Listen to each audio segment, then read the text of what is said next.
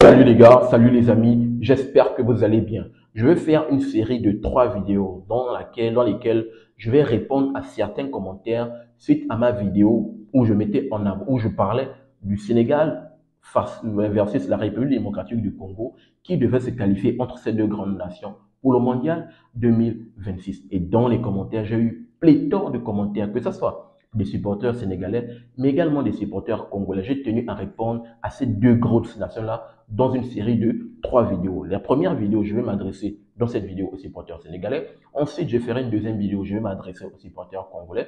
Et pour finir, je vais m'adresser à certains commentaires neutres qui mettaient plus en avant le Soudan ou le Togo, ces deux équipes qui pouvaient jouer les intrometteuses dans ce groupe B qui est assez charnière. Donc, je vous invite bien sûr à suivre les 3 vidéos, à comprendre bien sûr les arguments que je vais apporter et on va en discuter en toute synergie, mais tout se passe dans les commentaires. Sans plus tarder, on va aller dans le vif du sujet. Je vais m'adresser à certains supporters sénégalais. Donc, les commentaires qui revenaient le plus, c'était lesquels? Les supporters sénégalais, à l'instar de Christophe Diouf, de Alif Sall, pas mal de commentaires qui revenaient le plus, c'est que les gars mettaient plus en avant le fait que pendant la dernière fenêtre internationale, bien sûr qu'on a assisté, le Sénégal a joué avec pas mal de blessés. Nicolas Jackson, Habib Diarra, Iliman Ndiaye, pas mal de blessés que le Sénégal a joué, bien sûr. Ils ont plus mis ça en avant. Donc, j'aimerais revenir parce qu'ils disaient que lorsqu'ils auront tous ces joueurs pour le match retour au stade des Martyrs, ils auront plus des armes pour aller gagner cette équipe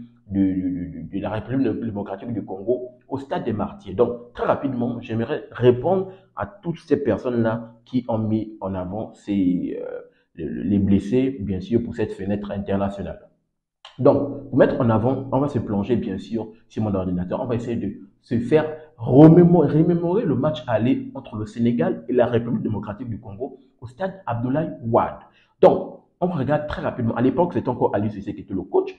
On regarde très rapidement le 11 de cette équipe sénégalaise. On peut voir que dans les cages, Aliou Cissé est arrivé avec Edouard Mendy, bien sûr, avec une défense à 3. Kalidou Koulibaly, Niakate et Sek. Il est arrivé avec des pistons, Ismaël Assar, avec Habib Diarra, et un double pivot, Idrissa Gana Gueye et Pape Matar Sarr. En attaque, il était avec les deux attaquants, Habib Diallo, Nicolas Jackson et Iliman Ndiaye. On se rappelle bien sûr que Sadio Mané n'était pas présent dans le 11, il n'était même pas présent dans la liste des remplaçants, parce que dans la liste des remplaçants, on avait Lamine Camara, on avait Abdallah Sima, on avait Chérif Ndiaye, Pathé Ciss, Pape Gueye, on avait Ndieng, on avait Mendy, Ndiaye, Mikaela Faye, on avait Lopi, Abdou Diallo, et on avait Moredio. Donc, bien sûr, le Sénégal était arrivé avec une équipe. On peut tout de suite constater que tous les joueurs, dont les supporters, bien sûr, qui n'ont pas été présents pour cette fenêtre internationale, étaient titulaires dans le match. Mais, qu'est-ce que vous observez?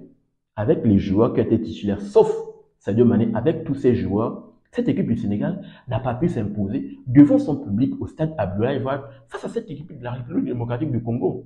Est-ce que le problème, c'était les blessures? Est-ce que le problème, c'était les blessures dont soulèvent la plupart des supporters dans les commentaires pour dire que avec tous leurs joueurs, ils iront du côté du Congo aller s'imposer là-bas? Non. Le problème, justement, ce n'est pas les blessures. Même si Sadio Mané n'a pas été présent au match aller, je me rappelle bien sûr, à la fin du match, la presse sénégalaise avait tapé sur cette équipe d'Aliou Cissé pour dire que non, il était juste pas normal qu'ils avaient perdu ce match. Un match où ils avaient, en première mi-temps, ils avaient ouvert le score. En deuxième mi-temps, ils avaient vraiment, on va dire, quasiment comme une sorte de hold-up de la part de Fiston Mayele qui avait mis ce but-là et avait arraché un point à cette équipe sénégalaise. Donc, vraiment, je ne pense pas que le Sénégal et la plupart des supporters, bien sûr, qui ont mis ça dans les commentaires, doivent s'appuyer plutôt sur les blessés. Non, pour la simple et bonne raison que vous avez été chez vous, vous avez joué quasiment avec votre 11 de départ, sauf Sadio Mané, vous n'avez pas pu vous imposer face à cette équipe de la République démocratique du Congo. Voilà pourquoi je l'ai dit à la fin de ma vidéo que je ne vois pas un monde où cette équipe du Sénégal ira du côté du stade de Martyrs avec la forme, l'état de forme des deux équipes. Présentement, je me suis basé sur l'état de forme des deux équipes. Je ne vois pas un monde où cette équipe du Sénégal ira du côté du Congo à aller s'imposer. Non. Je n'ai pas dit que c'est impossible. Je dis que ça va être difficile que le Sénégal aille là-bas pour s'imposer au niveau du stade des Martyrs. Pour la simple et bonne raison que même Sadio Mané, ok, il n'a pas été présent dans le match, mais Sadio Mané a été présent à la dernière fenêtre internationale. Sadio Mané, on a tapé, moi en premier, j'ai tapé sur Sadio Mané dans ma vidéo débrief où je disais que Sadio Mané avait raté pas mal d'occasions. J'avais dit que Sadio Mané vraiment jouait contre son équipe. Et pourtant, Sadio Mané, historique du côté du Sénégal, il est ballon d'or du côté du Sénégal, meilleur joueur du côté du Sénégal, mais c'était lui qui avait pêché sur le front de l'attaque. Bien sûr, je mettais ça en avant. Donc, on sait qu'on connaît tous les problèmes du côté du Sénégal. Ils peuvent avoir 10 occasions de but, ils vont marquer une, voire deux. Surtout quand c'est dans des matchs assez compliqués comme ça. Quand c'est le Soudan du Sud, oui, ils ont gagné 4-0, c'est façon tranquille. Mais il y a des matchs où le Sénégal, surtout on l'a pu observer dans cette fenêtre internationale, c'est le fond de l'attaque, il pêche offensivement. Ismaïla Sarr, je ne vais pas vous parler d'Ismaïla Sarr. On connaît bien sûr Ismaïla Sarr. Moi, je le considère comme il s'appelle comment Ousmane Dembélé de l'époque, parce que Ousmane Dembélé, actuellement, il est décisif il arrive à concrétiser des occasions. Mais je le considère comme Ousmane Dembélé, qu'il peut avoir des occasions, mais il a un pied gauche à la place d'un pied droit. Il rate beaucoup. Nicolas Jackson, depuis qu'il est arrivé en sélection, je me rappelle bien, je ne sais pas si c'était la dernière fenêtre, je me rappelle qu'il avait inscrit son premier but, le premier but avec le Sénégal. Pas mal de matchs, il a enchaîné, il a également mis son premier but. Et pour finir même, tous les joueurs dont vous avez cité là, que ce soit Nicolas Jackson, que ce soit Iliman Ndiaye, que ce soit Habib Diarra, je tiens à rappeler à pas mal de supporters qui pensent ainsi que tous ces joueurs, il faut le dire de façon claire et nette, ne sont pas aujourd'hui des titulaires indiscutables du côté du Sénégal. Non. Nicolas Jackson, on sait qu'il n'est pas titulaire indiscutable. Même avec Aliou Cissé, non. C'était Habib Diallo qui jouait titulaire. Iliman Ndiaye n'est pas titulaire indiscutable. On l'a pu l'observer même à la CAN. Non. Habib Diarra, il commence quand même à s'intégrer déjà dans ses 11 de départ. On a pu l'observer pendant la dernière fenêtre. Il avait mis un doublé au stade Abdoulaye Wade. Donc, tous ces joueurs-là ne sont pas des titulaires indiscutables dans un sens où, quand ils ne sont pas présents, il y a un déséquilibre du côté du Sénégal. Non. Je vous ramène bien sûr dans le match face au Soudan. Je vous montre le 11 de départ du Sénégal face au Soudan parce que c'est ce match qui a beaucoup plus fait parler parce que c'est le match où le Sénégal a fait match nul face à cette équipe Soudan où sur le fond de l'attaque, ils ont pêché offensivement. Je vous montre le 11 de départ. Il s'appelle comment? Pape Thio est venu avec Edouard Mendy, Kalidou Koulibaly, Niakate, avec Crépin Diatta, avec Mendy sur le côté droit. Deux pivots avec Pape Gueye, avec Idrissa Gana Gueye, avec Ismaïla Sarr, avec Lamine Camara, avec Sadio Mané et pour finir avec Boulaye. Donc, vous êtes sûr que, amis sénégalais, supporters sénégalais, vous êtes sûr que avec ce 11 de départ de cette équipe sénégalaise, il ne pouvait pas faire la différence du côté du Soudan? Pensez-vous réellement au plus profond de vous que Nicolas Jackson à la place de Boulaye, qui a inscrit jusqu'à présent, je pense que ça doit être un ou deux buts actuellement avec cette équipe des Lions de la Teranga. Pensez-vous qu'il pouvait faire la différence?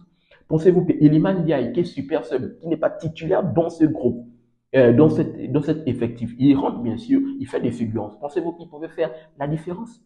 Pensez-vous que Habib Diarra, lui, il avait réalisé un doublé? Oui, encore, je peux essayer de concéder parce qu'il est en train de prendre un peu plus de l'ampleur dans cette équipe. Pensez-vous que tous ces joueurs-là pouvaient faire mieux que les 11 titulaires, voire même les remplaçants? Hassan Diao qu'on a parlé, mais ce qui était rentré, pas mal de joueurs qui ont été présents là. Pensez-vous que tous ces joueurs qui ont été absents pouvaient vraiment faire un plus du côté du Soudan? Non.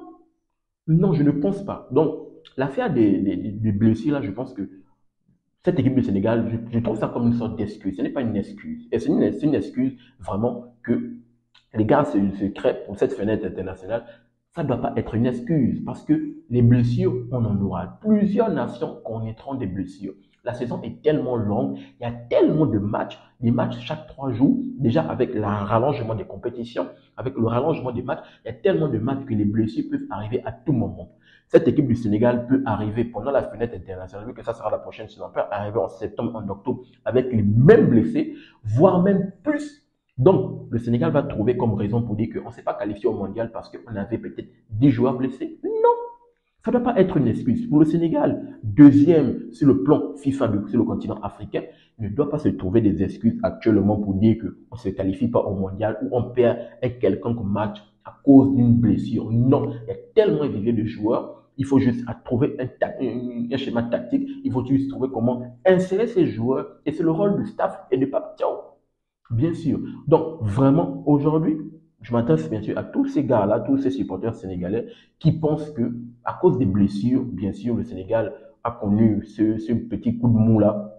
pendant cette fenêtre internationale, voire même que quand ils vont retrouver ces joueurs, ils vont aller du côté du Congo s'imposer. Je pense que vraiment, c'est essayer de sous-estimer cette équipe du Congo, voire même se surestimer pour cette équipe du Sénégal, pour se dire qu'on va récupérer nos joueurs, on va aller faire mieux. Non, n'oubliez pas que, ok, vous avez des joueurs qui sont blessés, mais n'oubliez pas que vous avez également d'autres faits qui ne sont pas en votre faveur. Je l'ai cité sur le plan offensif.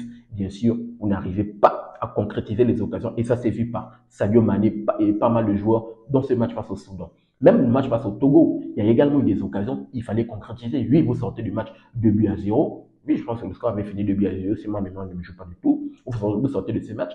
Mais il y a quand même eu des choses également à redire.